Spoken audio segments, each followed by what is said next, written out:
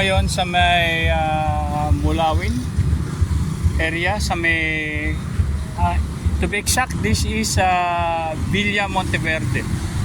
Okay, so ngayon i-check natin yung kilometer marker. So ayan, kilometer 36. So yun yung marker, K36 tapos TM11. So ang ibig sabihin niyan is 36 kilometers away tayo from kilometer 0.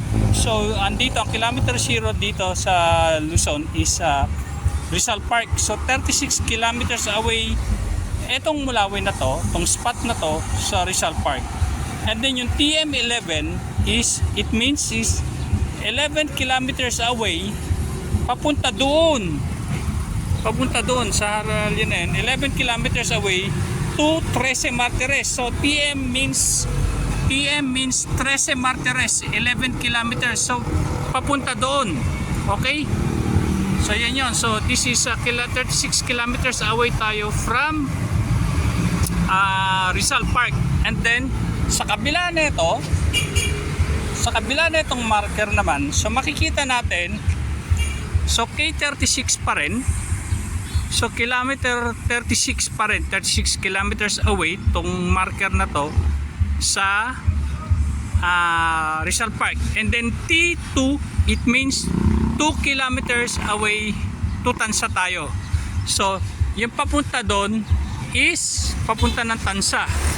Yun ang susunod na bayan.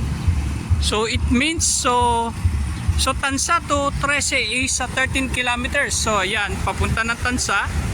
So nandito tayo ngayon sa Mulawin, and then doon is papunta ng 13. Okay? So yung marker na yan, so yan ang magiging guide. Pwede natin maging guide kung nasaan tayo banda. So T is yung next na bayan, then TM is next na bayan papunta doon. And then yung T na T2 is 2 kilometers, so papunta doon yung Tansa. Papunta doon. So I hope naging useful yung ano na yun, helpful yung or informative yung ano na yun, yung video na yun sa ano. Nakita ko lang. So nag-stop over lang kami para bumili ng ano, coffee break kami ng anak ko. So yeah, ito. So that's the way going to Tansa. And then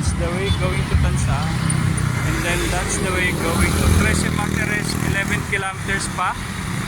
Then Tansa is 2 kilometers. Okay? Ciao!